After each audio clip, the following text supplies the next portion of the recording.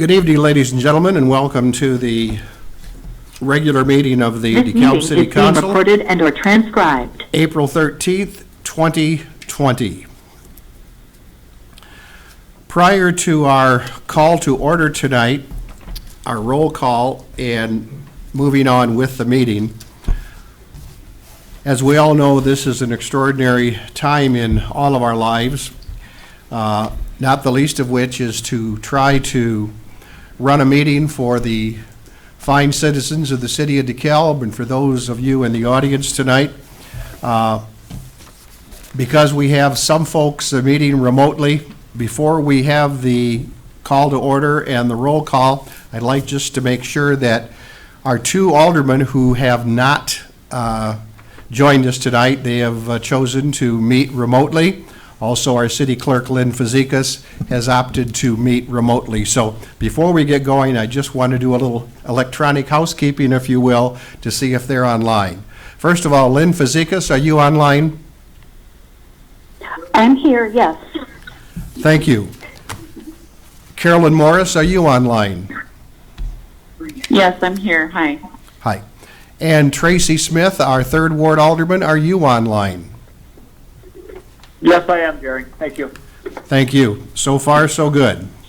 So with that, I would simply ask that any of those in the audience who may have a comment, fill out a speaker request form and give that to me tonight. Since Clerk Fazekas is not here, just bring it up to me. I think a couple of you have already done that, so I appreciate that.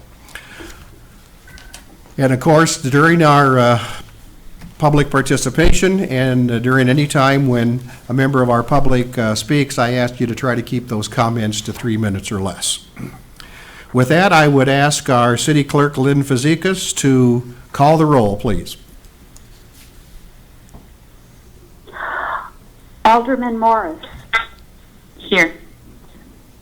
Alderman Finucane. Here.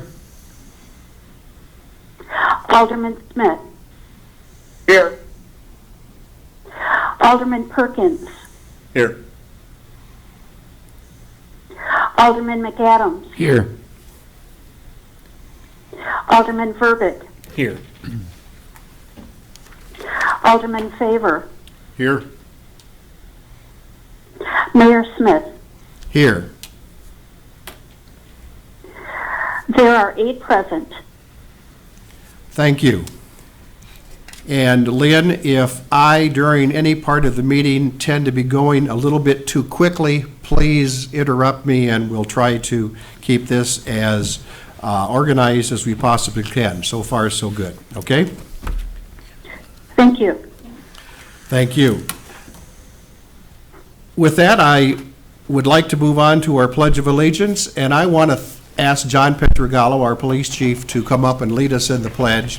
And in doing so, thank John and the police department and our fire department, our first responders, all of you out there for a fine job. We thank you for what you're doing.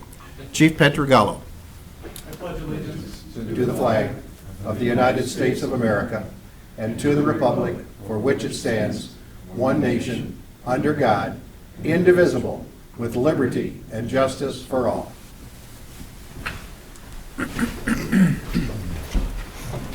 Thank you, Chief. For those of you in the audience and those of you who are here on the dais, you'll see that we have provided you with a face mask. You're more than welcome to wear that at any time. Because these are bothering my ears and because it's difficult to speak, I'm going to take this off right now, but I will put it back on when I go out, and I will keep my social distancing within the parameters of what we're doing now. So, the first item is to approve the agenda, and I'd like to ask a motion to amend the agenda. We would like to move the ordinances, that's K1 second reading, and L1 and 2 first reading, to be addressed before tonight's resolutions. So if that is satisfactory with our councilman, that is moving our ordinances, second reading and first reading, to be put on the agenda before our resolutions. Move as amended. Second. It's been moved by Alderman Fanouken, seconded by Alderman McAdams, that we amend the agenda to put our ordinances, second reading and first reading, that's items K1 and L1 and 2, to be addressed prior to the resolutions. City Clerk Fazekas, is that fairly clear to you? Yes, it is. Thank you. With that, I would entertain any discussion. If not, roll call, please. Morris, Yes. Fanouken, Yes. Smith, Yes. Perkins, Yep. McAdams, Yes. Verbic, Yes. Favor, Yes. Mayor Smith. Yes. 8 ayes. Thank you. Prior to moving forward with public participation, I'd like to make a few comments, if I may, some which may be germane to our public comments, some which will not. I have usually made a few comments before the meeting starts, but I wanted to wait until now to do this. It will take me about a minute. As I've reported before, the city of DeKalb continues to be open for business, the best that we can during this extraordinary COVID-19 event. Our police and fire departments are still protecting lives and property with an adequate supply of PPE protective equipment. Our public works employees continue to clean the streets, fix the signs, repair the water main breaks, all with the desire to serve the residents of this fair city. Although locked down to most visitors, this municipal building continues internal work with our technology, our licensing, our finance activities moving forward as usual. Administratively, our city manager and his assistant are staffing that office pretty much full-time. Our assistant city manager, Ray Munch, and myself, as your mayor, are working remotely, which we felt was the prudent thing to do in terms of staffing. I will continue to stay in close contact with our local media outlets, the Daily Chronicle, DeKalb County Online, and WLBK, in an attempt to keep them up to speed on the city of DeKalb and what we're doing. You know, I'm delighted to see construction throughout our community moving forward. Tonight, we'll provide more information on the Ventus project, which, when it comes to fruition, will provide additional economic muscle, economic development in our community. Finally, I'm so pleased to see folks collaborating and communicating together as we work hard to keep our small businesses alive during this pandemic. Together, we will get through this, and with a positive attitude towards flattening that curve and reopening our country, I'm very confident in our future. With that, we move along to public participation. These are comments that those of you in the audience and those of you who have sent comments to us during the time when we are accepting remote public participation. So I'm going to move along with these as best I can. And again, if you are in the audience and would like to speak, please give me your speaker request form, and I will see that I get you on at the appropriate time.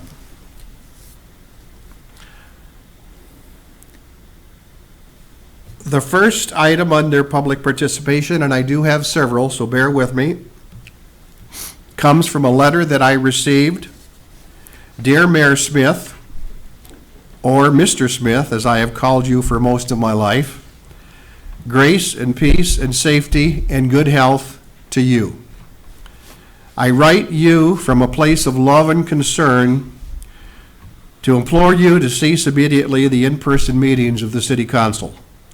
Conducting these meetings via Zoom, Skype, etc., not only supports the physical safety of your staff and our elected officials, it communicates to the public that your concern for their well-being is paramount. In no way am I suggesting that your work as mayor is not essential. Rather, I believe that you are too essential to your family, to your church, and to the city of DeKalb to risk reported exposure to this insidious and uncontained coronavirus. Mr. Mayor, please lead by your own example the citizenry that placed its trust in you to serve as our mayor. Get on social media and the city's webpage. Get on the radio. Get yourself interviewed by the Daily Chronicle and the Midweek to get the message out that as our mayor, you're appealing to all of us to respect and abide by the governor's mandate.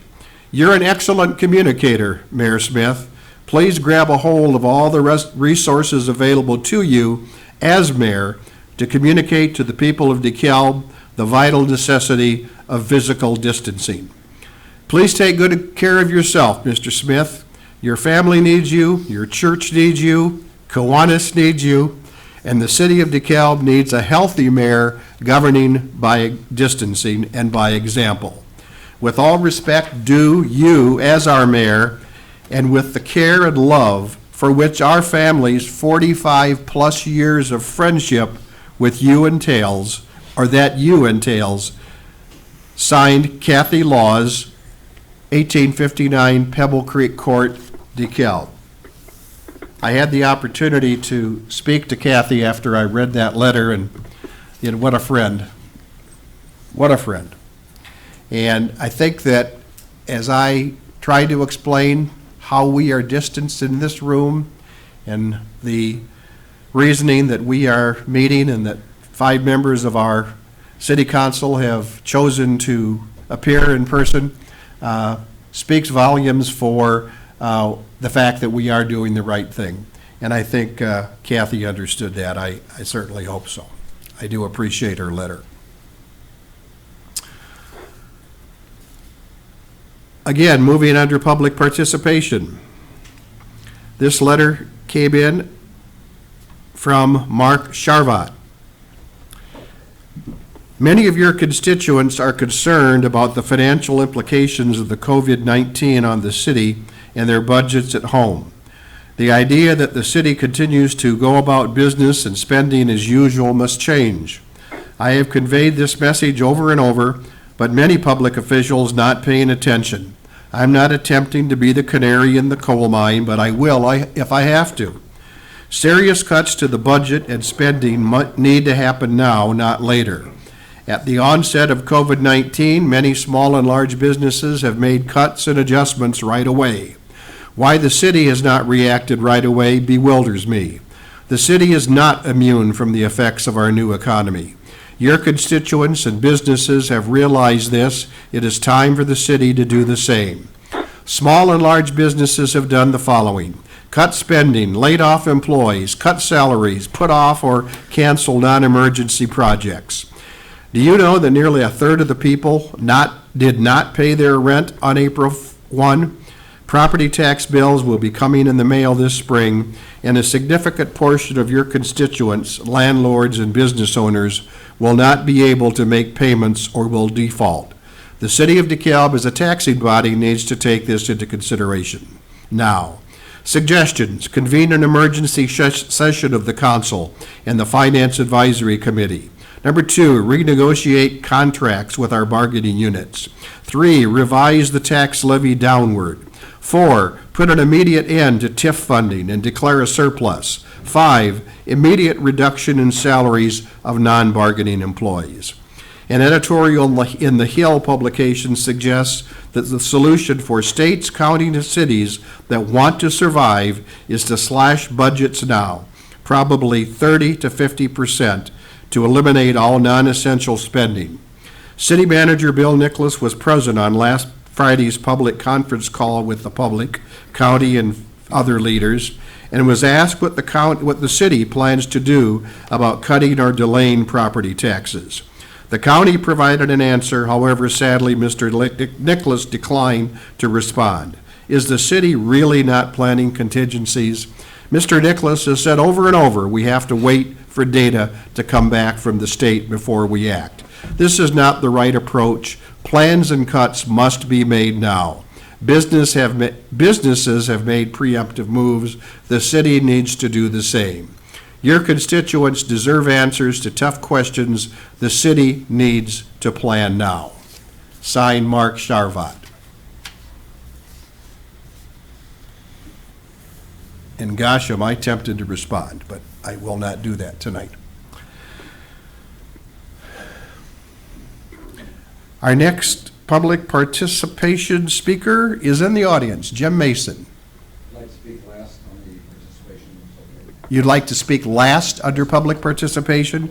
You are the last one under public participation. There are a number of folks who want to speak at the time that the particular item comes up, but you just said whenever. I did, but I'll do that too. I will wait for the item K1. Okay? Item K1.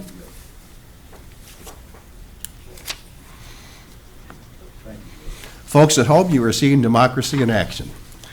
Okay, so I'm going to move that to K1 under those which I have.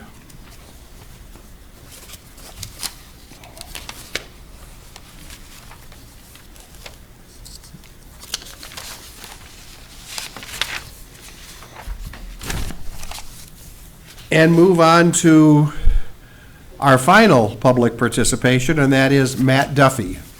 Matt just handed that to me. So Jim, you weren't the last one. Matt will be.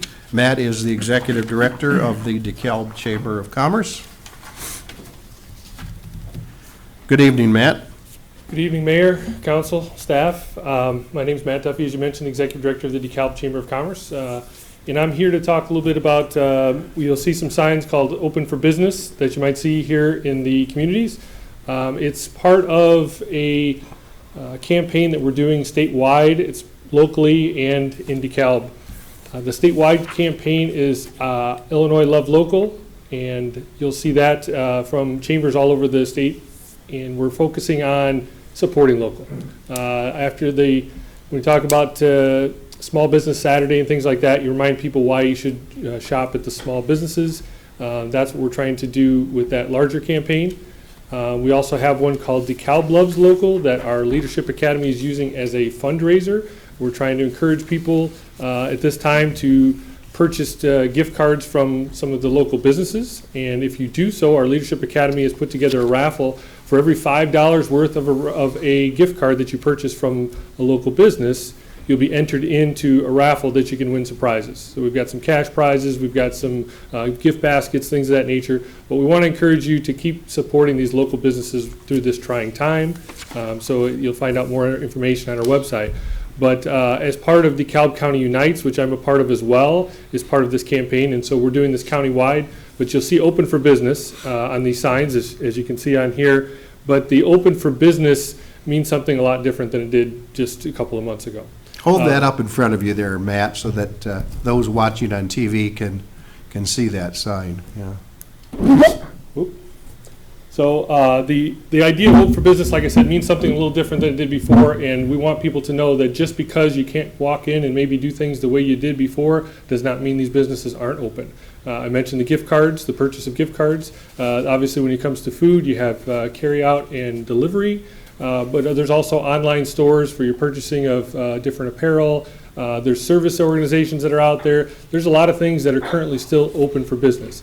We want to make sure that people are aware of that by having these signs out there. Obviously, we'll be doing some social media campaigns for those people that are staying at home as they should. But if you're on your way to or from a location that you need to pick up, a grocery store, a pharmacy, something that you have to get out for and you see open for business, it might remind you of a location that you normally would walk down the street and walk into to shop and support. So, but with DeKalb County Unites, we really want to make sure that countywide people are showing support for local to get through this difficult time in making purchases. And as I mentioned, the Chamber and the Chamber Leadership Academy is doing our part with the DeKalb Loves Local. So lots of opportunities. The Illinois Love Local is this week, the 11th through the 18th. The Leadership DeKalb Loves Local is through the end of the month. But obviously, we want you to continue to do that and continue to consider making purchases now for things that you may know. Maybe you got a birthday coming up or something, and you know you're not going to get a chance to do your normal shopping. You can go buy a gift card and provide them with the opportunity to support our local businesses when we get through this on the recovery phase of this. So I just wanted to come talk a little bit about that today and make sure everybody was aware of these things that are happening so that you can support our local businesses that we ask so much from, and when we need support from the things that we have going on, whether it's a sponsorship, whether it's a donation, whether it's a volunteer hours, we're asking a lot from them, and here's our chance to return that favor. So that's all I had for tonight, and I appreciate your time. Thank you, Matt.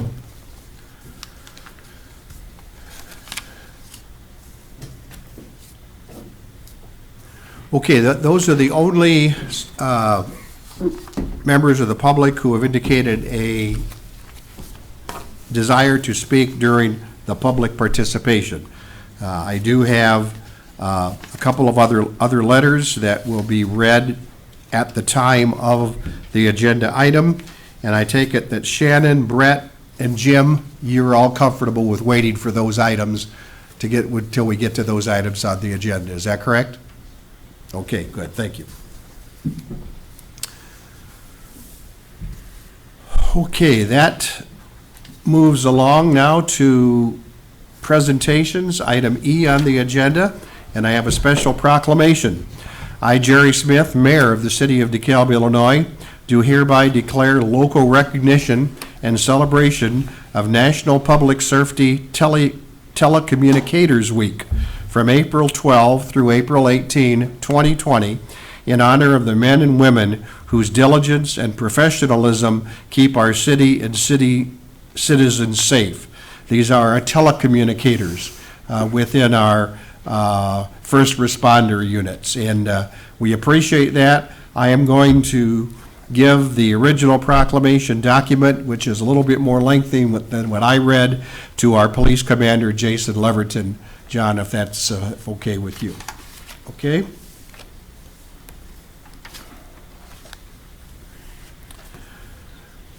Moving right along, item F, appointments. I have no mayoral appointments this evening. Item G, our consent agenda. This is a portion on our agenda which all the council agenda items are enacted by on one motion. There'll be no separate discussions unless requested by a council member. I'd like to read the 4 items that are on our consent agenda this evening. Number 1, minutes of the regular city council meeting of March 23, 2020. Number 2, minutes of the special city council meeting of March 26, 2020. Number 3, accounts payable and payroll through April 13th, 2020 in the amount of $2,552,309.01. And number 4, the Hospitality Recovery Program update. Unless there are any items that you'd like to be taken off the consent agenda or any items added, I'd entertain a motion to approve our consent agenda. So moved. Second. It's been moved by Alderman Morris, seconded by Alderman Verbeek, that we approve the consent agenda. Any discussion? Roll call, please. Fanouken, Yes. Smith, Yes. Perkins, Yes.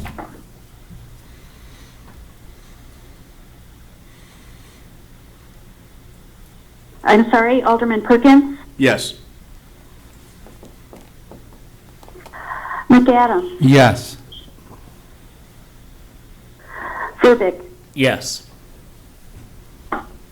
Favor, Yes.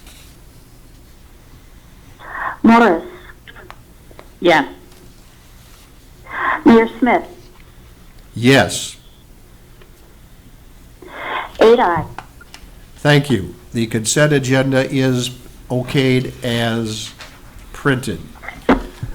We now move to the public hearing section of our agenda this evening. We do have one public hearing, and I'm opening that public hearing at 6:25 p.m. Public hearing regarding a proposed annexation and development agreement for approximately 505 acres of property that is generally located east of Illinois Route 23 and south of Gurler Road. Ventus Technical Services, LLC. Is there anyone in the audience who would like to speak to this item? I do have a couple of online submissions, City Manager Nicholas, prior to any comments that you might like to make. The first one is from John Ray, 2944 Greenwood Acres Drive. As you may know, John is our former mayor. John says, I wish to commend the council and the city staff for the proactive support of the Ventus development. I endorse council's approval of expanding the enterprise zone, tax abatement and annexation of acreage for this project. We need the expanded tax base and jobs provided by the company located in DeKalb. Signed, John Ray. We have another resident who has given a online submission form to be read during this public hearing. It is from Paul Borick at the DeKalb County Economic Development Corporation. On behalf of the DeKalb County Economic Development Corporation, DCEDC, we applaud the City of DeKalb for accelerating consideration and recommend approval of the annexation and development agreement with Ventus Tech Services. On Friday, April 10, DCEDC Executive Committee approved a resolution of support for this agreement for distribution to the City Council. Ventus Tech Services intends to create a world-class data center campus, including accessory uses on the 500-acre campus, with the potential for multiple phases of development in the future. The project will generate economic benefits to the DeKalb County economy in the form of significant investment, construction, and new tax revenue, as well as high-wage job creation. DCEDC fully supports the proposed annexation and development agreement with Ventus Tech Services, LLC, and recommends that the DeKalb City Council approve the agreement to facilitate forthcoming consideration of the annexation ordinance, rezoning ordinance, and an ordinance approving a final development plan and plat of subdivision. Thank you for your consideration. Paul Borick, DeKalb County Economic Development Corporation. Those are the two items of public participation during this public hearing. I'd like now to ask our city manager, Bill Nicholas, to speak to this item. Thank you, Mayor. And I will speak briefly, but I want to cover a number of details that were in the background. There was some substantial information in the background. Back in early March, the council considered and unanimously approved a pre-development agreement, which had many of the essential features and contours of what are in the annexation and development agreement before you tonight. However, the attached agreement that you are considering on first reading tonight provides a considerable amount of additional detail and insight into how impactful this development can be, and I just want to go over some of those pieces with you tonight. So, an annexation and development agreement is the essential core, I guess you would say, of an annexation and a rezoning, particularly when you're talking about a large acreage such as this. It provides very specific legal assurances and reciprocal responsibilities of both the company and the city in this case with respect to what will happen upon annexation, rezoning, and development. And there are about 505 acres of property, so this will make a major change in the in the landscape of that part of the southern part of DeKalb. Without any agreement on this annexation and development agreement, then the annexation and rezoning really can't be considered. You have to be satisfied, the company has to be satisfied, and the terms have to be agreeable to both parties. Following this hearing, we'll consider on first reading the annexation and development agreement itself. The council will then take up this agreement on second reading on the 27th. Also on the 27th, presuming you will support this, and we hope you will, then there will be a number of other items, an annexation ordinance, a rezoning ordinance, an ordinance approving a final development plan and plat of subdivision. And all these flow from the descriptions in the annexation and development agreement. As Mr. Borg said in his letter of support, there are a number of incentives that are included, and these are outlined in a very general way to the council back on March 9th, but just very briefly, there is an enterprise zone piece. This area is in the expanded enterprise zone. The council took action along with all the other local taxing bodies who have been part of the enterprise zone for many years to expand that geographic area of the zone, and also the types of benefits that would be connected to large knowledge-based companies such as Ventus Tech Services, LLC. And we have talked a bit about those. I won't detail them again, but I'm happy to answer any questions you may have. There's also, as part of this electrical utility tax incentive, when fully energized, this company's monthly kilowatt usage will exceed the top tier of the city's schedule by a lot. And so we had to define, we really don't have a nexus that will describe what we should do. So they had suggested one, we agreed to that. They also wanted to make sure that in the early years of construction where our schedule would apply, that we would be getting all that would normally be coming our way. And they also offered to put a floor underneath what that would be, and we are grateful for that. A water agreement. This company not only will have restroom facilities and fire protection needs, but has a very large need for water to provide cooling for its literally acres of servers that will be inside and using energy all the time, and they'll be recycling the water, but every so often the water is replaced, and it's a large regular usage.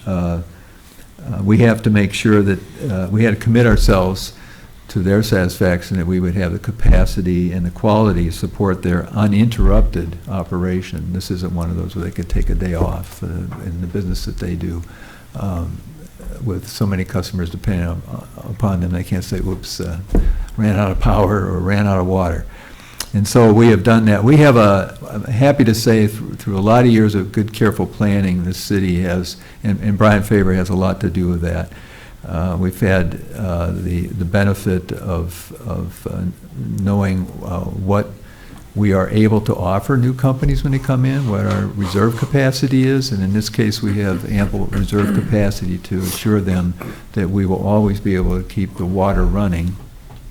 And in the event of some catastrophic earthquake or something like that, we're committed to running, if we have to, 5-inch hoses from hydrants overland to get to them while repairs are being made. So it's that essential to them, and it's that important to us that we will fulfill their needs in that case.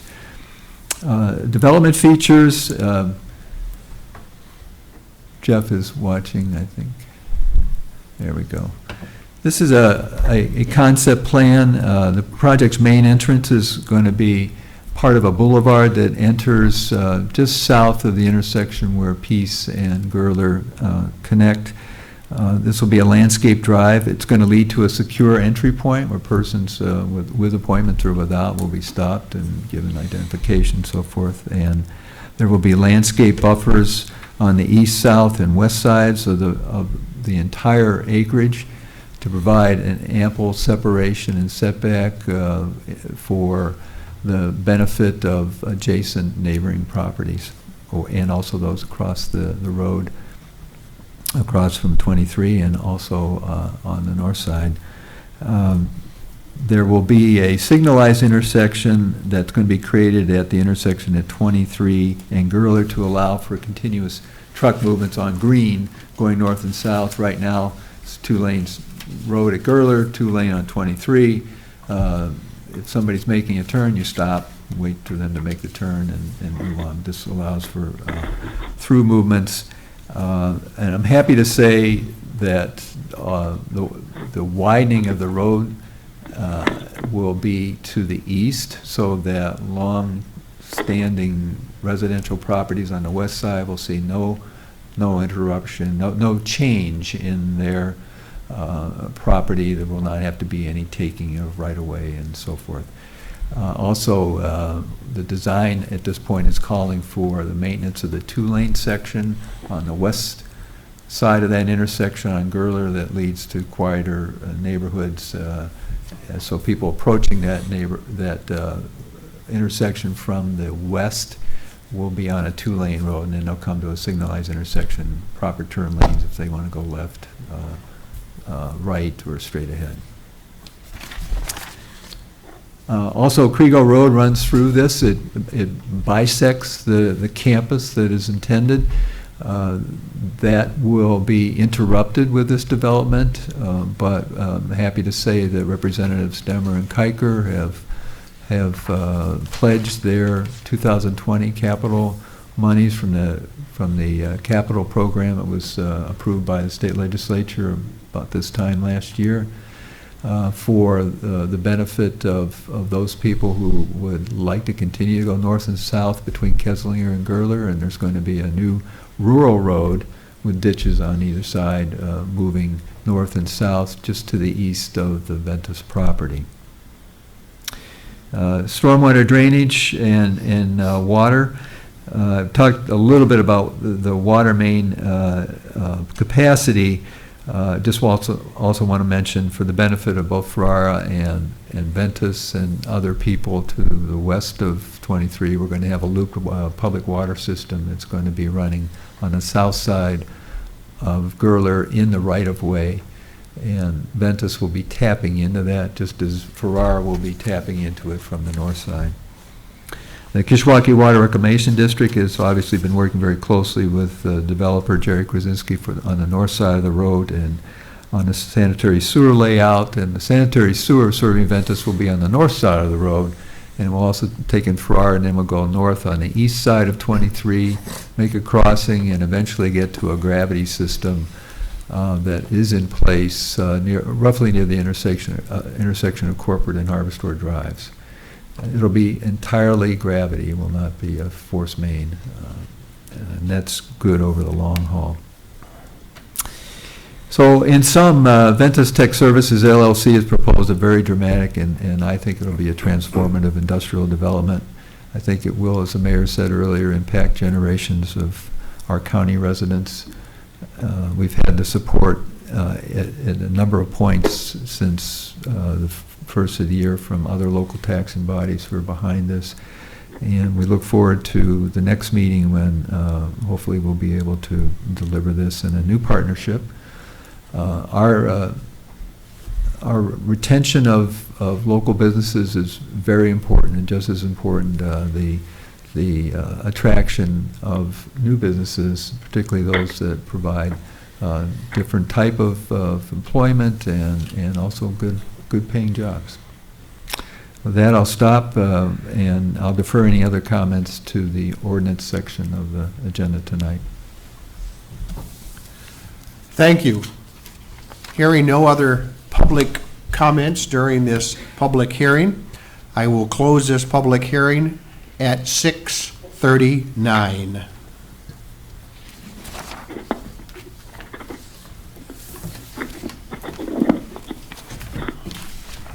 Okay, moving along, there are no special considerations, item I, on your agenda. And as you recall, if you were here early on, we have amended our agenda to move our ordinances sections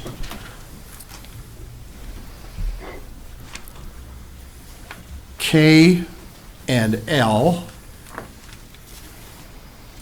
to this portion of the meeting, and then we will come back to considerations.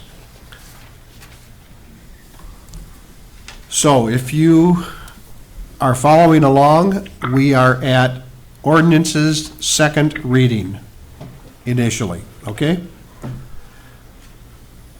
Number one, I think this is the only ordinance we have for second reading tonight, yes. Ordinance 2020-020, approving a special use permit for a vehicle tow facility and storage yard located at 110 Industrial Drive. That's for J&S Tri-State Recovery and Towing. To get this onto the floor and entertain a motion, please. So moved. Second? It's been moved by Alderman Verbeek, seconded by Alderman Favor. Prior to our city manager's comments, Bill, we do have a number of folks who would like to speak to this item. And then you can make any comments you have, and we'll open it up for discussion. The first person who's indicated an interest in speaking is Shannon Lovett. I was going to retract mine. Okay, you will retract that, okay. The second person wanting to speak is Brett Jackson. Please, come to the podium, make sure that mic's in front of your mouth pretty good, and try to keep it within 3 minutes if you can, Brett. Yeah, sorry. So some of the concerns that I have is the size of the lot as far as safety risk goes. I've done some research. The three closest towing businesses store at average 30 cars at a time. The size of their lots is roughly like 3 acres. The size of this lot is about 3/4 of an acre.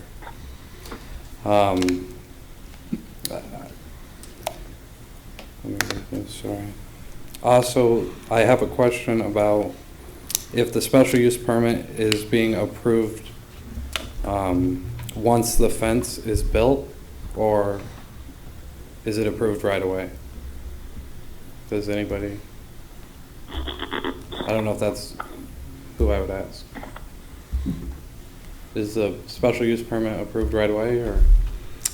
It's approved with council action. This Yes, is before council the action. council tonight. Oh, so it's not pending the fence being built because the It has fence. to be enforced by the city. Okay, staff. because the fence isn't built yet.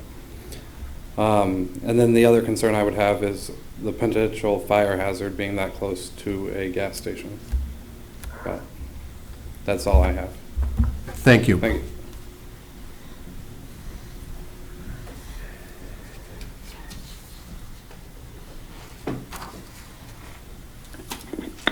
The next speaker who would like to speak to this item is Jim Mason. You will waive? Okay. W-A-I-V-E, not W-A-V-E, right, Jim? Okay, very good. And Regina Harris. I will also waive. You will also waive? Okay. Well, we have no other folks wanting to speak to that item. So, Bill, any comments that you'd like to make? This is our ordinance on second reading. Just that the council reviewed this for the first time on the 23rd of March and voted on first reading in support. This is a zoning matter, and if the council is comfortable with what the Plan Commission recommended, which was unanimous in support, then they should, I think, consider supporting this tonight. Okay, we have approved this at first reading, and this is the second reading. And I would, we have a motion and a second on the floor. Any discussion, please? I'm sorry. Can I say something? Can you hear me?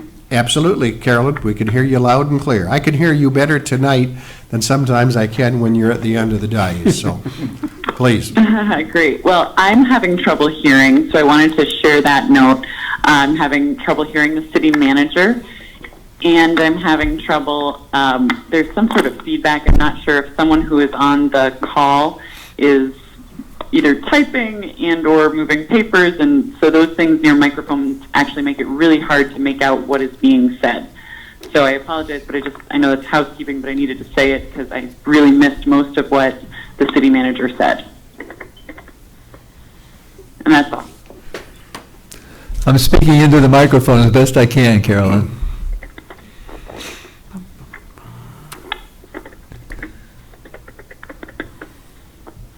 Carolyn, would you like him to repeat that?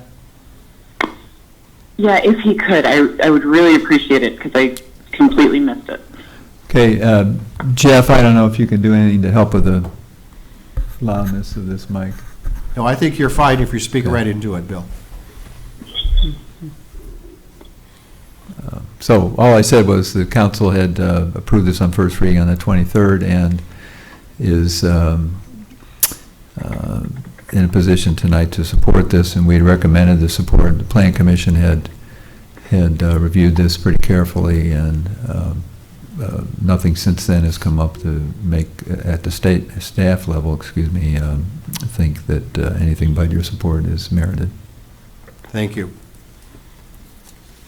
Carolyn, was that better? Yes, the beginning is a little bit better. I just want to note there is somebody typing really close to a microphone somewhere, so I'm not sure if that's on the call side of things, and I just want to note that we can all mute our microphones from home side so that it's not picking up extra feedback that's unnecessary. And I wonder maybe if, I think you all can mute your microphones too when they're not in use, so that might help too. But I did catch that, but as the voice gets lower and not higher, then it's harder to make out the words toward the end. So I apologize, that's all I have to say, that's it. Thank you. Yes, I think we try to mute our mics here when we are conducting our meetings, and I know it is difficult when folks are calling in remotely. Occasionally, people will be doing something else. I can assure you, Carolyn, that no one in this office right now or in this council chambers are typing. So I think we're aligned there. So, any further discussion on this ordinance which has been brought to us for second reading? Alderman Verbeek. Well, what I would just add is that it certainly revealed that we should have a code review of our towing ordinance, how that works, functions. I think that, again, I'm not glad this subject came up per se to do the research, but it did force me to do the research to see, well, how does towing work in the city of DeKalb? And in my opinion, it's something that we should take a look at, similar to our other codes that just really need an update and refresh to how things are operating. Thank you, Alderman Verbeek. Any other comments? City Manager Nicholas. Alderman Verbeek and I have talked about this, and I agree that it's been a while since this has been reviewed, and we can bring this to the council in possibly in a committee of the whole meeting in May or soon. Great, thank you. Is there anything in this particular ordinance request that would lead either of you, City Manager Nicholas or Alderman Verbeek, to have second thoughts about this ordinance? No. Okay, I see two heads shaking no. Thank you. That gives me certainly a level of comfort. Any other discussion? Hearing none, roll call, please.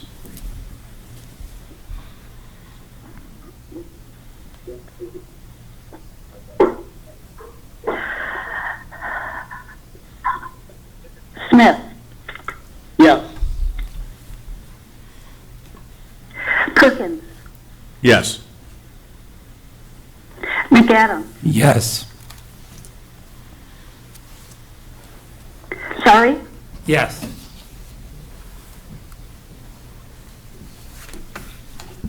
Verbic, Yes. Favor, Yes. Morris, Yes. Fanouken, Yes. Mayor Smith, Yes. 8 ayes. That ordinance is approved. Now we move to ordinances, first reading, and we have two of those. The first one relates to our public hearing this evening, and that is ordinance 2020-023, authorizing an annexation and development agreement with Ventus Tech Services, LLC. I would entertain a motion, please. So moved. Second. It's been moved by Alderman McAdams, seconded by Alderman Fanouken.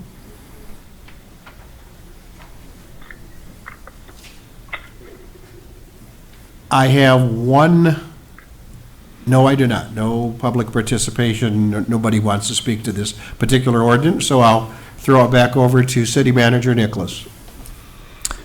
Mayor, I won't repeat what I said on the public hearing. I believe I've laid it out for the council to consider this on first reading, and I'm happy to answer any questions you may have. Any comment? I think we've talked about this quite a bit, but Alderman Verbeek. This is very encouraging, quite an opportunity for the city of DeKalb. I'm especially encouraged by their interest in alternate uses of energy, alternate types of energy, wind and solar. Maybe I'm just ahead of the situation here, but I hope that there are provisions on the site to be able to provide for connectivity to what those alternate forms of power could be. So somewhere on the site or near the site, connectivity to what could be a solar farm or wind farm or whatever is anticipated at the time. I could say, Alderman, that they intend to be big producers of alternate energy kilowatts in the grid that we're in, and that's where a lot of their contribution will come. It won't necessarily be in the backyard. It may very well be throughout the grid. It's going to be a high volume of energy. They need reliability, which is why their first call is to draw from what ComEd can provide, but to provide alternatives to that so that the grid is not depleted in that way using traditional sources. That's their mandate and their commitment, and I think we'll be very impressed with what they intend to do. Terrific. Thank you, gentlemen. Any other comments? Hearing none, roll call, please.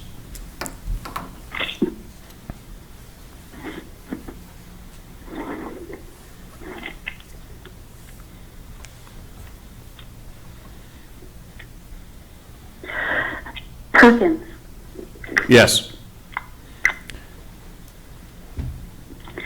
McAdams, Yes.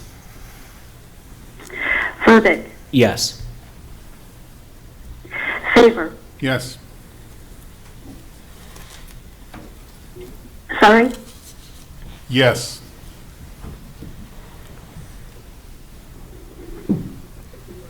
was that an aye, sir? Yes, correct. I agree.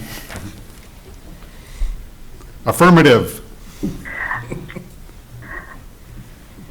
Morris, Yes. Fanouken, Yes. Smith, Yes. Mayor Smith, Yes. 8 ayes. That ordinance is approved on first reading, and we'll be bringing that back at a later time for second reading. Moving on to number 2 under ordinances for first reading. Ordinance 2020-024, authorizing a tax increment financing development incentive agreement with Gully LLC for the remodeling of the property located at 260 East Lincoln Highway. I'd entertain a motion to bring this to the table, please. So moved. Second? It's been moved by Alderman Fanouken, seconded by Alderman Favor. We do have one individual who would like to, no, we don't have one individual who would like to speak to it. We have an individual who would like me to read this letter. I'd be happy to do that. This is from Mark Sharvat, 102 Cobblestone Trail. I want to remind the council that in the past, the council has funded TIF remodeling projects at a rate of between 25 and 40%. This project now funding remodeling costs at 100%. This sets a bad precedent going forward. Signed, Mark Sharvat, 102 Cobblestone Trail. With that, I would like to turn it over to City Manager Nicholas, please. Thank you, Mayor. The council has considered this on a couple different sittings on March 9th and again on March 23rd, and we looked at a number of options, and we've got 5 that we have looked at. The first 3 that were first introduced on March 9th focused on the combination of all the TIF eligible expenses, which included land acquisition. And while the percentage was of the several options in terms of the actual TIF eligible expenses was in the 25 to 30% range, there was considerable council discomfort with including land acquisition. And so on the 23rd, we took out the land acquisition, and we had then 2 options that were discussed at some length, just focusing on the actual remodeling cost. And there were different suggestions that came out of that, and there was not a hard, clear consensus. So I bring back all the options and focused, as I did on the first reading of this back on March 9th, on what the return on the investment was going to be, which is an important consideration, I know, to the council and to all of us. And the either D or E would return the investment comfortably in a 20-year life of any forgivable loan, which has been our normal term on the whole over time. And when you throw in the sales tax, which I think in this case says a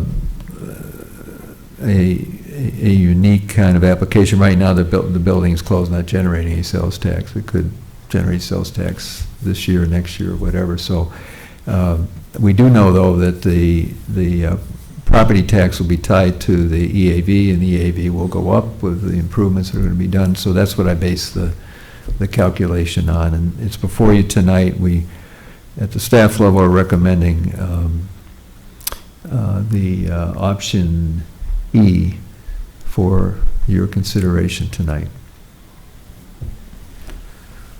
Okay, we have discussed this in the past, but let's, since we have another option on the table, and that is being recommended to us tonight, I would entertain any discussion. Alderman Fanouken. Just a point of clarification, Bill, as it sets before us right now, is this set up as option E, or do we need to amend it to read that way? Option E, does it say something differently in the front here? Well, that's why I'm asking the question. I want to make sure It's we set are up as passing option right E. one. All right, thank you. Yeah. Just want to make sure the language was clear. Otherwise, I will say I'm in total support of this project. Thank you. Alderman Verbeek. I haven't heard anything from anyone in Ward 6 to this, but to me, it's a struggle from a standpoint. We really need to partner with owners and certainly redevelop where possible responsibly. But in the past, we had not covered all of the remodeling costs or help with the recovering costs of that remodeling.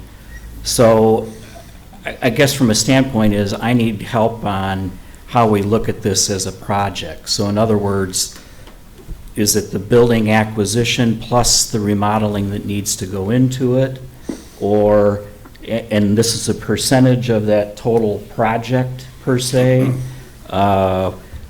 Again, would the building acquisition happen without assistance on the remodeling.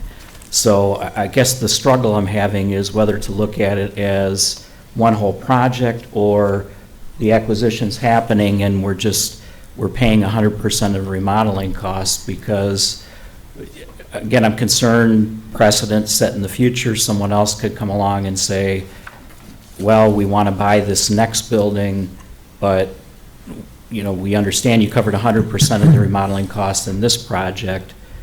Are you willing to do that again? And is that sustainable? Is that the backbone of TIF? So I'm just looking for help from my colleagues on this one, if any. Alderman Favor. So there's several ways to look at it. I too was hung up about the 100%. In years past, we almost lost an automotive dealership to a neighboring municipality because we were hung up about 25% at that point. So I don't want to get hung up on a percent. What I would say, looking at this, is dollar-wise, you know, a lot smaller than several projects we've done in downtown DeKalb, even renovations to existing buildings across the street. How I would look at it in the future would be, again, like I think we've done on every single TIF project, is case by case. Does it fit in the community? Is it, you know, is it something we're wanting to attract to the area? And is it going to have a good return on the investment that the community is making in it?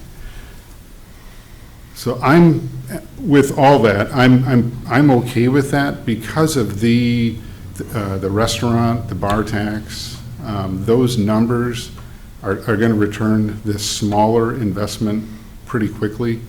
I was speaking with the owner on the phone, and I was thinking, boy, I'm glad I didn't decide to open a business, you know, 3 months ago or whatever, because, again, these are very uncertain times. So giving the current situation, giving the low upfront cost to put into it, and the risk that the owner is going to be taking to open a business today in this climate, I feel pretty comfortable making the investment. Thank you. Alderman Verbeek, I too would support this, and I think we had chatted about this a little bit last time as it relates to percentage and total cost. The acquisition cost of this property for the owners, $560,000. If you added to that the $124,000 that they're asking tonight, to that, you've got a total cost roughly $684,000, of which the $124,000 is about 18%. Mm-hmm. Okay, so it's about 18% of that total project. And if we look at where that project lies, what the potential of payback for that property, and the fact that it plays into our great impetus in our downtown redevelopment, I think that's why this proposal and this option E may make some sense. Alderman McAdams? And normally I'm anti-TIF on everything, but I commend city staff for working hard to bring that number down. I was prepared to support the $129 $100 option D, to also to change the pedestrian passage on the sidewalk. I'm going to vote yes. It's a rare turn of events because it's an extraordinary time. And I really do appreciate that businesses are willing to come forward in this extraordinarily challenging climate. And I'm hope for nothing but the best for the owners. Thank you, Alderman McAdams. Alderman Verbeek. And our track record has been good on that payback for some other similar types of businesses and projects that we've taken part in. So that part leads me to confidence, and certainly the words from all of you help a lot. So thank you. May I speak? Yes. Is that Carolyn? Yes. Yes, please do. Alderman Morris. So I think we can't afford to not do this. I think I was prepared also to support option D, supporting the pedestrian passage. I think that because of the uncertainty of these times, we won't see another investor come along. And I think it's really imperative at this time that we support this project. That's all. Thank you, Alderman Morris. Mayor? Yes. Is that Alderman Smith? It is, sir. Please. I go with all the other councilmen and do approve of this. I think one thing we're totally missing is not only these costs, but the investors' startup costs for a new business are not. We're not even considering those as far as the total amount of money that that is going into this project. And I agree with Caroline that this is a time, where we need to go ahead with something along this line, because I don't see someone else coming forward at any time soon. And that's it. Thank you, Alderman Smith.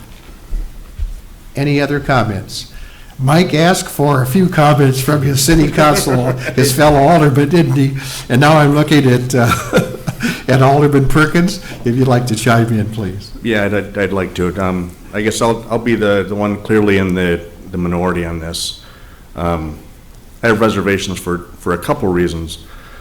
Number one, I think the market itself would flush out the asking price to a certain extent. We're shuffling the money around, and if the price came down, there would be more money for remodeling. Secondly, I think it sets a dangerous precedent when we're underwriting 100% of the remodeling costs for anything. So, and that essentially sets a precedent for everyone coming down the road. Everyone else is going to want 100% of the cost to flip a property. So I get that it's a trying time. There's a lot going on, but philosophically, I have a lot of reservation with it. Thank you, Alderman Perkins. Alderman Favor.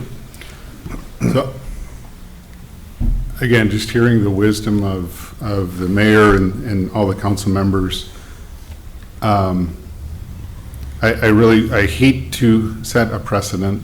I just like we tried to set the expectation out there that if you have a viable project, come to the city of DeKalb. We want to hear your project. We want to support your project.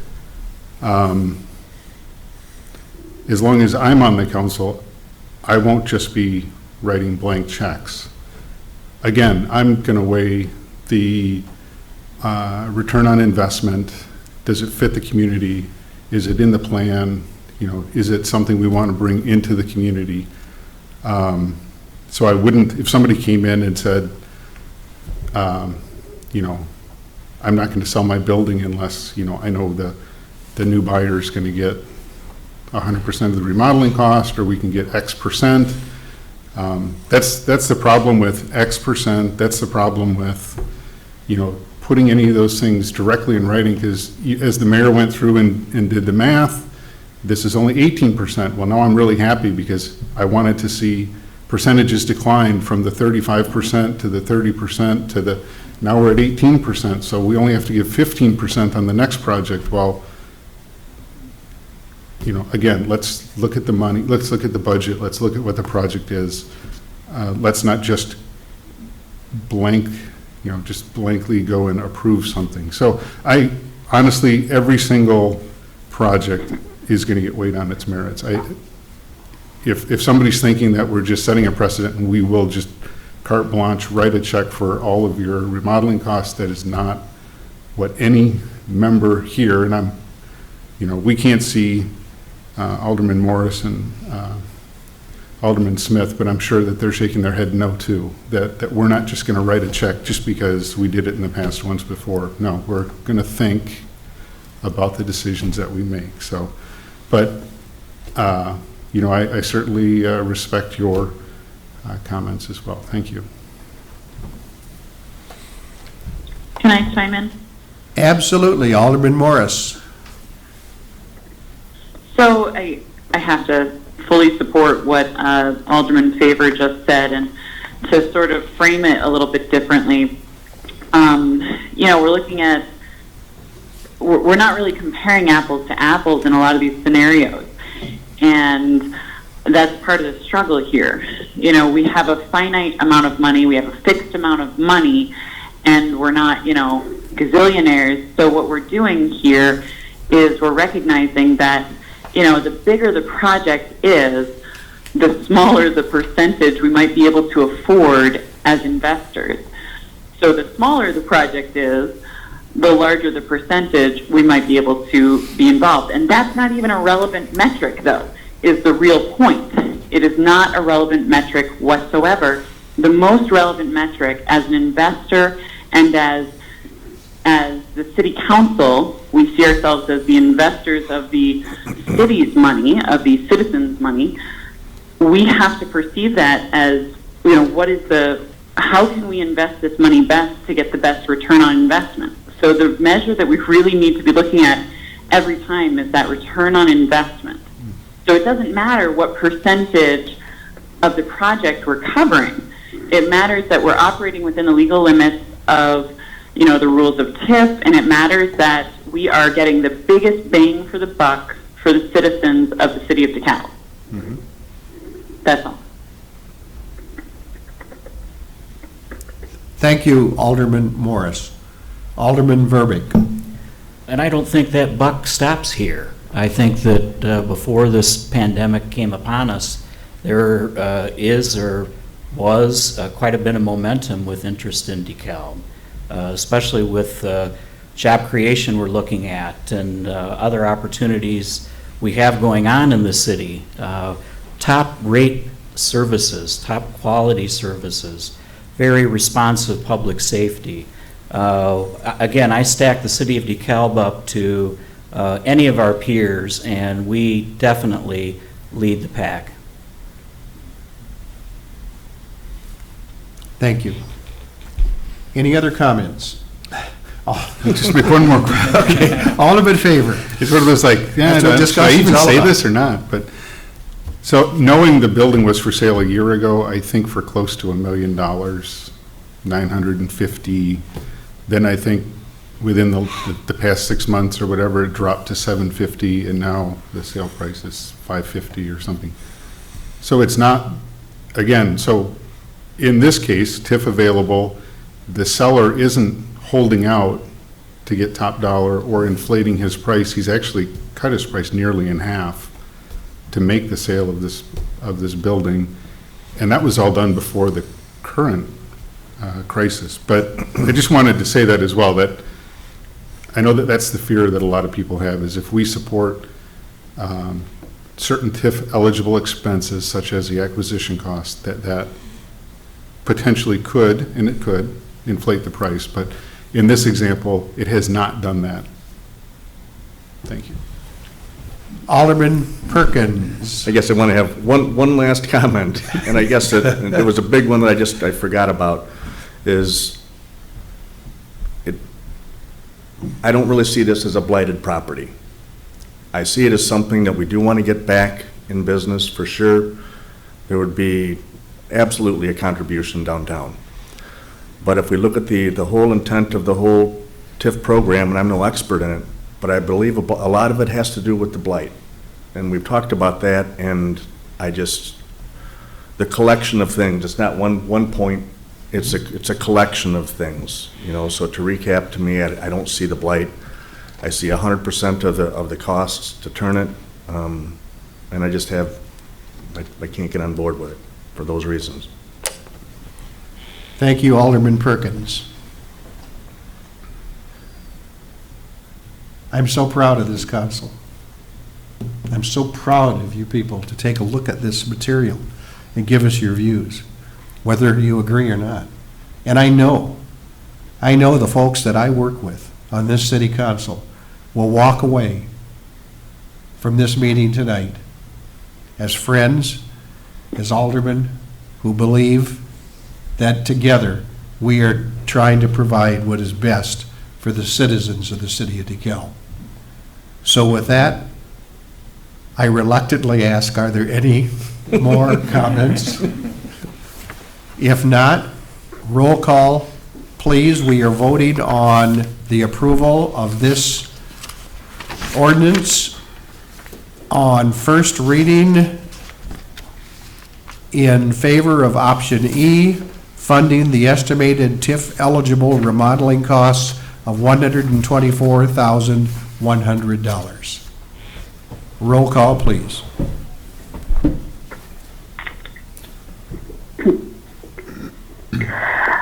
McAdams. Yes.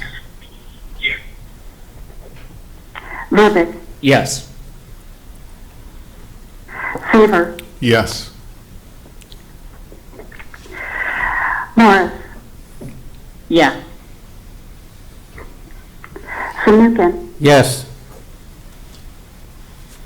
Smith. Yes. Perkins. No.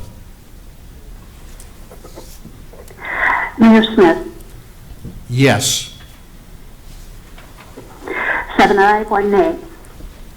Thank you. That ordinance is approved on first reading. Alderman Fanouken. I'd like to move that we waive second reading and approve.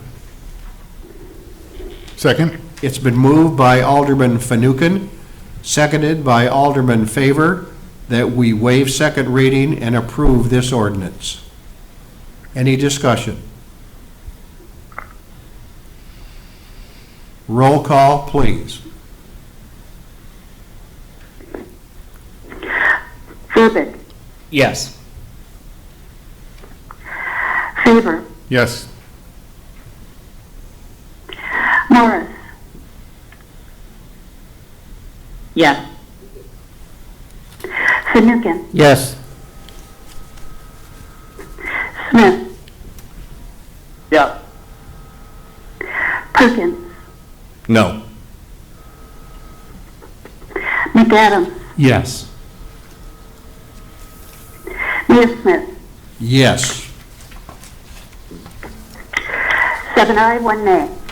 Thank you. That ordinance is approved. So now, if you recall, we are going back to resolutions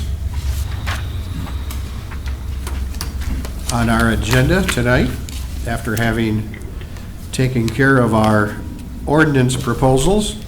So let's go to resolutions, and the first one is J1, Resolution 2020-033, authorizing a professional services agreement with Hampton, Lenzini, and Renwick Incorporated for bridge engineering design and permitting professional services of the complete replacement of the North First Street Bridge and the Lucinda Avenue Bridge at their spans of the Kishwaukee River in an amount not to exceed $630,000.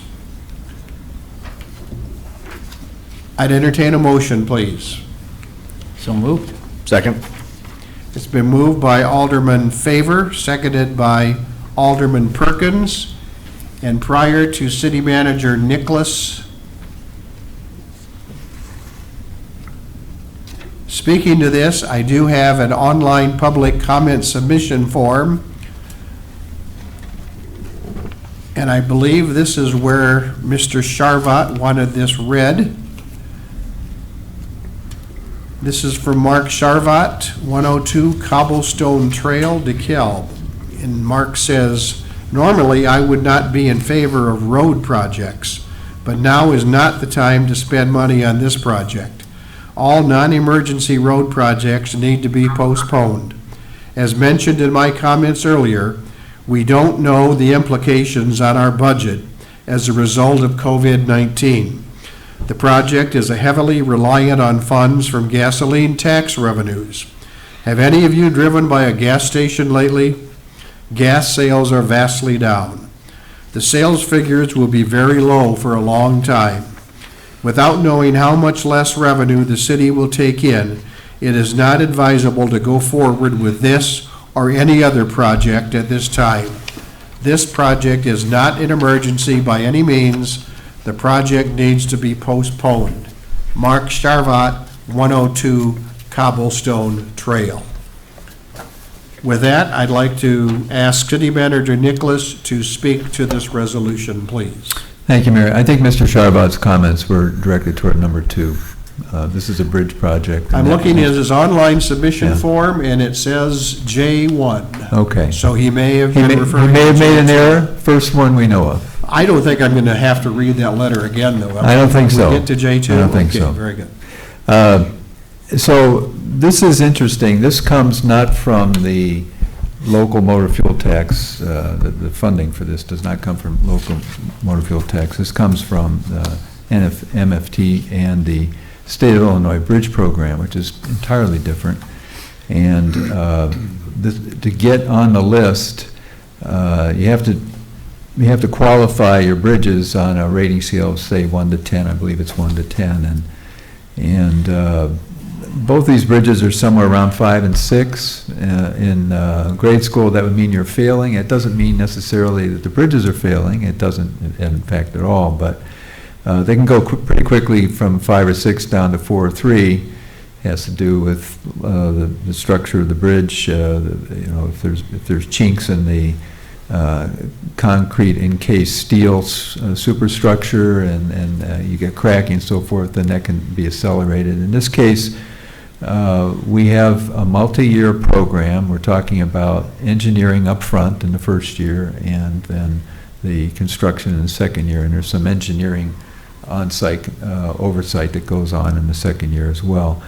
The overall cost of each bridge is somewhere in the vicinity of $3.2 million, $3,250,000 roughly.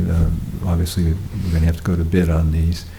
That's an 80-20 program at the state level. We pay the 20% local share.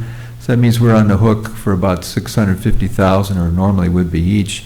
We have a break here because as we've talked with the state and pointed out that we can work out detours that will not compromise, any detour compromises traffic flow, but in this case we have alternates so that one bridge is not the detour route for the other and vice versa.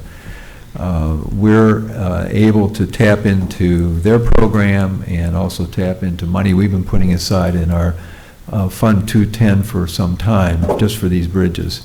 So we'd like to proceed with this contract, although this is a sizable program and a lot of money. We don't want to drop out of this state program because we tell them, we're not ready for this, or we're going to wait for better times. They will give the money to other people. So I think this is a smart play on our part. I appreciate what Zach Gill has done to position us so that we could provide the engineering for both in the first year here, and we recommend your support. Okay, it's been moved and seconded that we approve this resolution. Any other any comments, any discussion? Alderman McAdams. I strongly support infrastructure spending. I think the city of DeKalb has long neglected that, and I believe that this is a wise use of the money. Thank you. Any other comments? Alderman Verbeek. Yes, and great work combining these projects. Significant cost savings to everyone. And the last thing I want to be in is in a situation to have an emergency bridge replacement. I appreciate the interest in withholding dollars in this time, in this situation, but the reality is that we need, as Alderman McAdams stated, to really keep an eye on infrastructure, because we cannot afford to have an emergency situation for a bridge, potential closure, et cetera. Thank you, Alderman McAdams and Alderman Verbeek. Any other comments? Alderman Favor. I was just going to second the kudos on looking at both bridges and getting the reduction in fees. So good work to the staff. Any other comments? Roll call, please.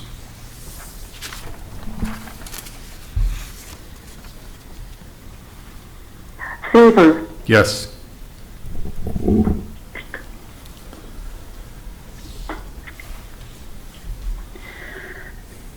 Morris, Yes.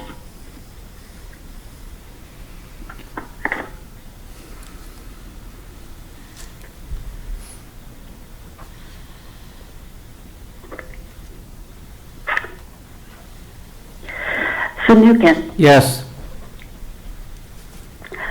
Smith, Yes. Perkins, Yes. McAdams, Yes. Verbeek, Yes. Mayor Smith. Yes. 8 ayes. Thank you. That resolution is approved. We now go to the second resolution this evening, and I think this is the one that our city manager alluded that Mr.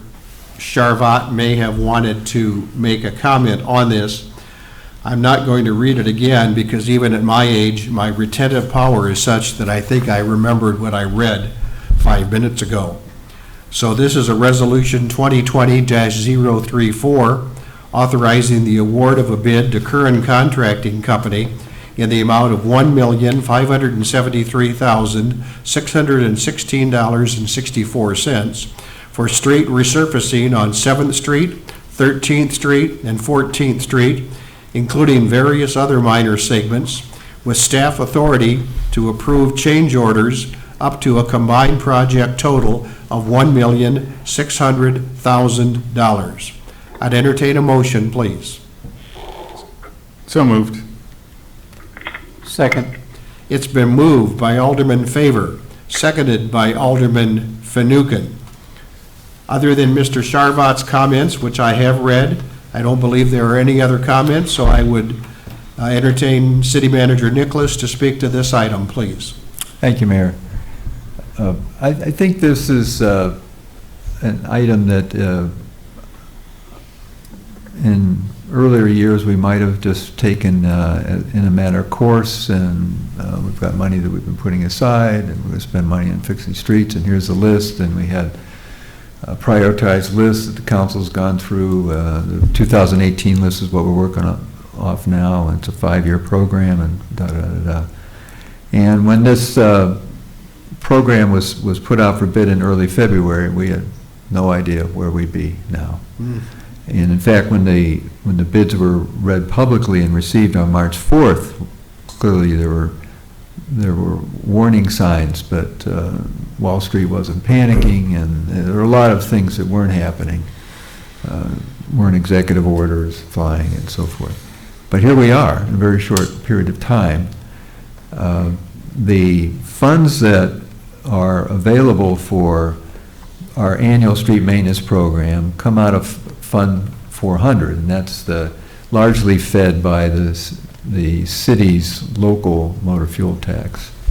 And as you recall from our budget conversations back in November and December, our local MFT now is up to 9.5 cents a gallon, and 7 cents of that goes to streets, 1 cent goes to fleet replacement and improvements, and 1.5 cents goes to the airport.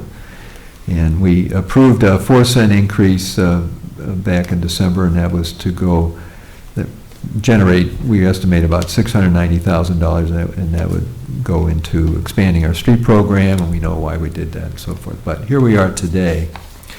While this money, I'm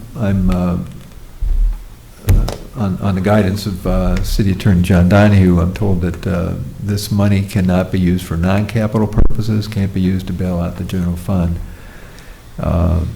the community watches everything we do, especially in a large spending program such as this. And even though some people have been long awaiting the list, the short list of streets on the program for this year, the heart of it being North 7th Street, North 13th and North 14th Street, and then some alleys that are practically dust right now and other things.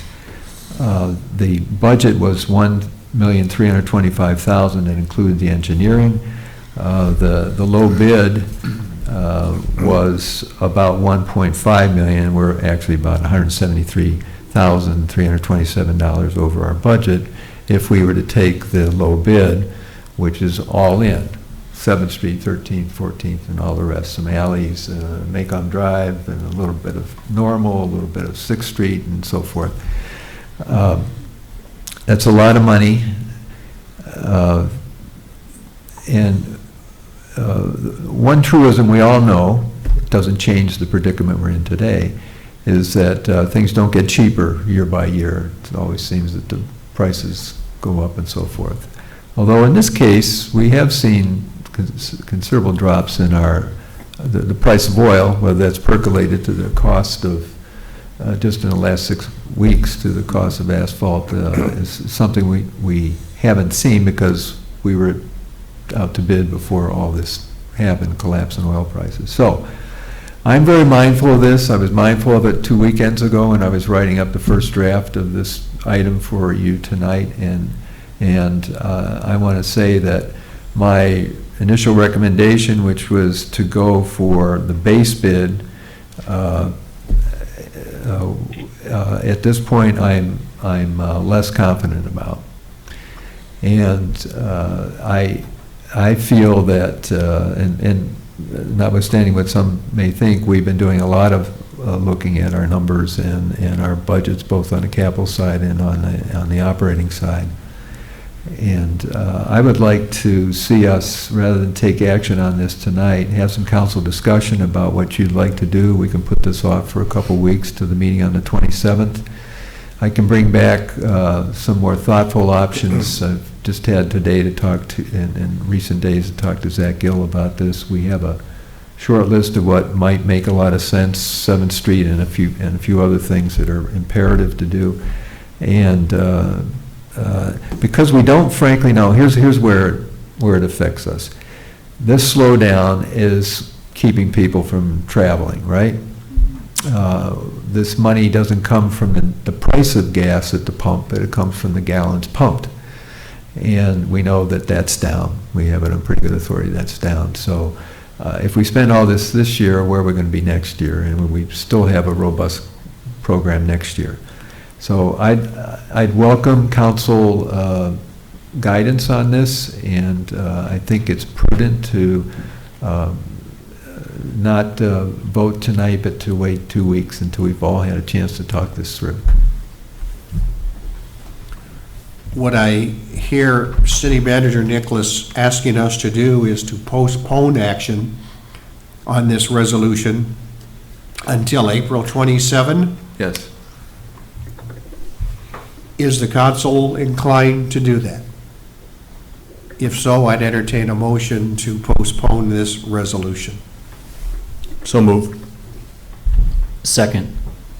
It's been moved by Alderman Perkins, seconded by Alderman Verbeek, that we postpone consideration and action on this resolution.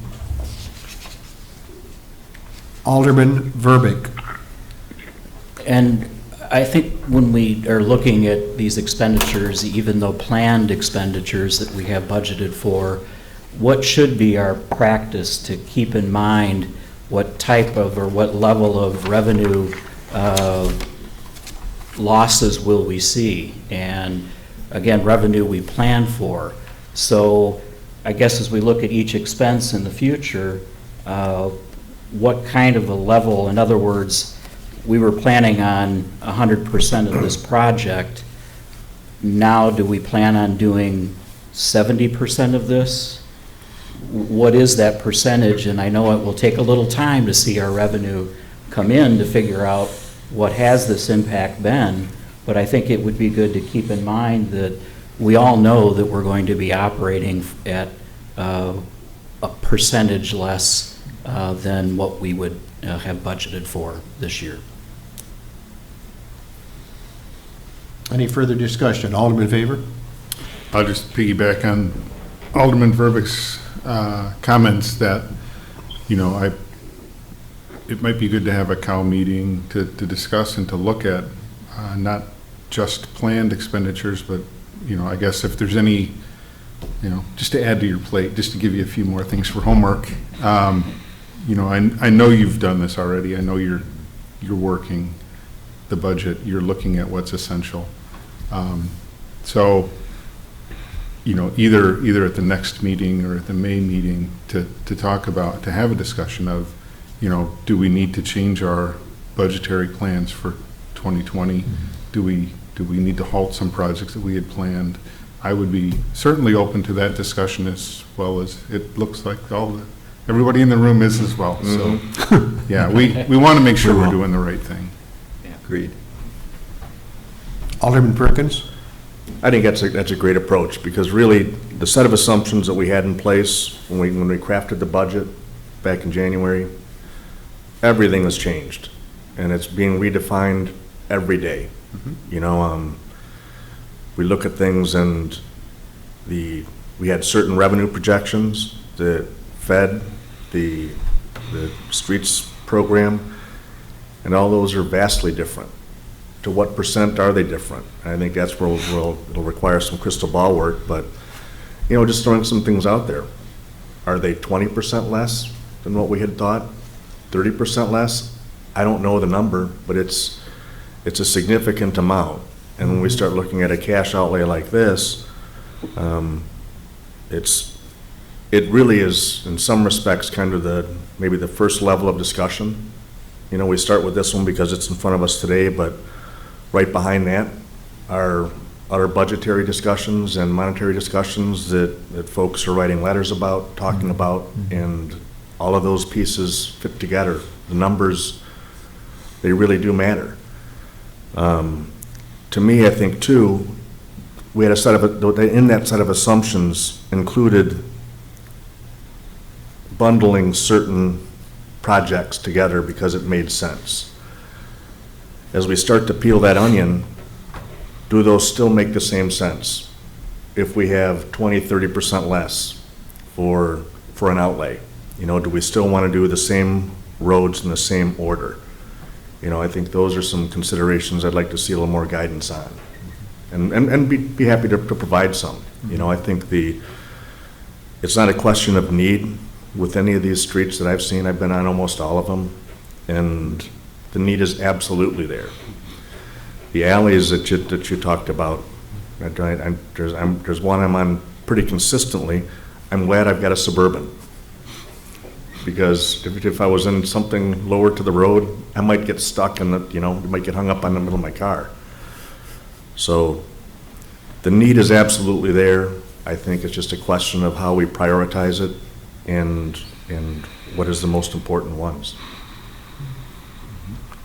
Thank you, Alderman Perkins.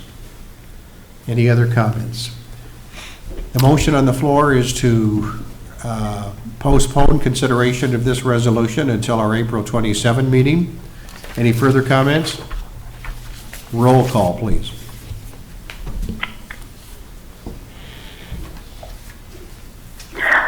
Morris. Yes. Finucane. Yes.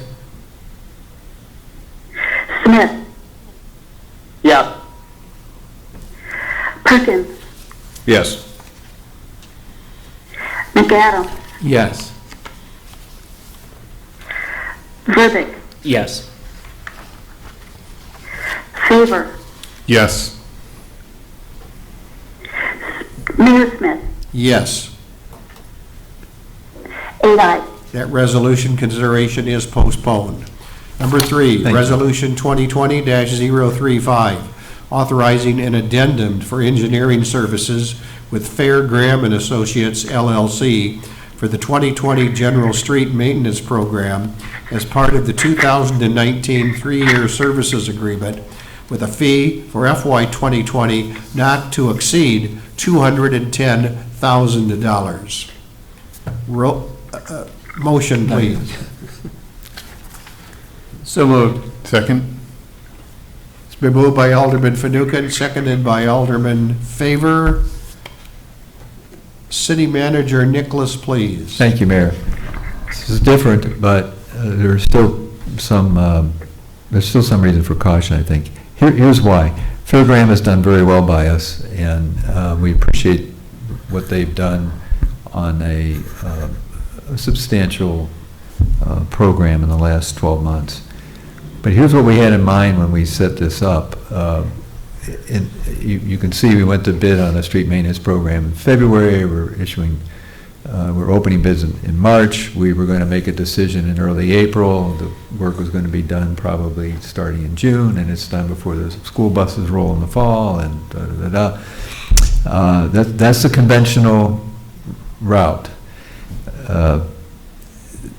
What we were going to try to do here, if we hadn't had this exogenous shock to our economic system, was if A is a design piece that happens, November, December, January, and B is the construction piece that happens then in the spring and early summer, we were going to try to do an A, B, and an A. In other words, get ahead of the game do this in 1 year in a transition.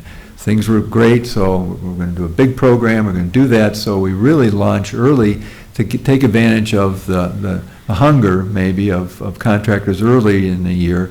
By February, March, they're doing a lot of bidding. There's a lot going on there, and we may not be the apple of their eye. But boy, if we got out in early January, in the middle of a blizzard, that might look really good in the late winter, early spring to get going on. That's why the higher price. We're going to try to do 3 sections in this next year, or 220, and then, or 2020, and then back to an AB in 2021. Does that make sense to you? That's why the higher price. We're not going to try to do that now, especially now that we're going to be possibly rethinking the program. And so what I'd like to do, and we can take this up with Fairgram, I think they'd be amenable to bringing this back as well, and say maybe we've changed here. Now, there may have to be some more design work here, and maybe we're back with the same price, because I have a feeling we're going to have a different bundle and different fit, and it's not just picking streets. There actually is engineering design work. There are plans done. There's a lot of testing and boring and coring and so forth.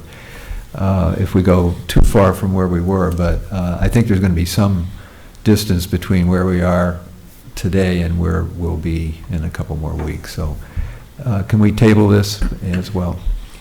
You'd like to table it, or would you like to postpone it until the Well, next postpone meeting? it or table it till the 27th. Okay. Would someone make a motion that we postpone this particular resolution consideration until April 27th? I would make the motion to postpone till April 27th. Second? Been moved by Alderman Favor, seconded by Alderman McAdams, that we postpone consideration of this resolution until our April 27 meeting. Any further discussion? Roll call.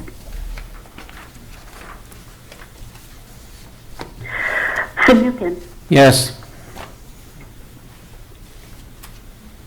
Smith, Yeah. Perkins, Yes. McAdams, Yes. Verdick, Yes. Favor, Yes. Morris, Yes. Mayor Smith, Yes. 8 ayes. Consideration of that resolution is postponed until April 27th. Those are the agenda items on our City Council agenda this evening. We now come to item M on the agenda, reports and communications. This allows all of our aldermen our city clerk and our city manager to make any comments that they would like. And we'll start with our first ward alderman, Carolyn Morris. No report. Second ward alderman, Bill Fanouken. A couple things I'd like to say in relation to our COVID-19 crisis. First of all, I want to thank all of the city's core services, but particularly police and fire for all you do in putting yourself in harm's way. I witnessed a great example of that the other night with the fire that was on Fisk Avenue, and watching everybody trying to take care of business and get the fire out, and with cooperation from the police. For all our residents, stay home as possible, and if you do have to go out, please maintain your social distance. You know, we've been fortunate here in DeKalb County. I believe 3 of the last 4 days there have been no new cases, which is good. You know, we've heard some calls to prepare for a dire future here in the city of DeKalb. And I want to comment that I believe that the city council has been doing that here over the last 6 weeks in particular. As you look to the Farrar project that's already on board, the progress we made on the Ventus project, with them going to come on board, and then of course even the TIF dollars that we put towards the renovation at the former O'Leary's. All those things are planning for the fiscal stability of the future of the city as we move forward, and I just wanted to comment on that. And even as we get into some of the infrastructure projects, that's important too as we move down the road, because as the city manager stated a little while ago, it's not going to be cheaper next year than it is now. At least it's not likely over the history of time that I've been involved here with the city. And then one last comment, you know, I appreciate the fact that I'm able to be here in person tonight, but I also realize the concern that Carolyn and Tracy and their families have. Heck, one of my daughters is very concerned the fact that I'm here in person, I too. But I think that we do need to have more than just a audio conference. I think that if we could figure out a way to do a video conference and still have that available to the public to watch live, not just tape delay, but live, I think that's important. So maybe perchance our technical wizards could figure out a way for that to happen. Thank you. Fine comments, Alderman Fanouken, thank you. Alderman Smith. No report. Alderman Perkins. No report. Alderman Scott McAdams. No report. From our 6th ward, Alderman Mike Verbeek. On Wednesday, I contacted the Illinois Department of Public Health. We've been seeing the daily data about number of new cases and just horribly the number of deaths. But my request to the Illinois Department of Public Health was to start producing other data that tells us more about what exactly is going on, such as the percentage of hospitalizations, such as the number and percentage of recoveries. I think all of this information is very essential to you know, how we are going about our daily lives, and I think it tells more of the whole story on just how impressive certainly our county, but others are acting to mitigate this issue and really pay attention to how serious it is. And I hope that, you know, again, the public health, they loved my idea, and they said that they would get working on that because that data is important. The other thing that came up in the conversation was flu data, how we all could be more informed about flu cases and how those can spread so rapidly in organizations or public buildings. So I think as terrible as this situation all is, I think that there are some positives to gain from what we learned from this. Thank you, Alderman Verbeek. For my 7th ward, Alderman Favor. No comment.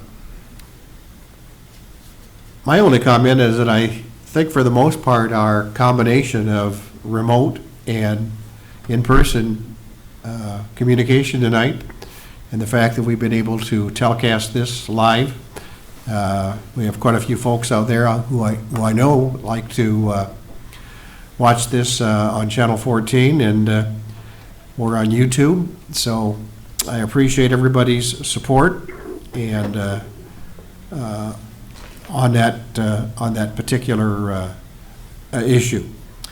With that, I'd like to ask City Clerk Lynn Fazekas if you have any report.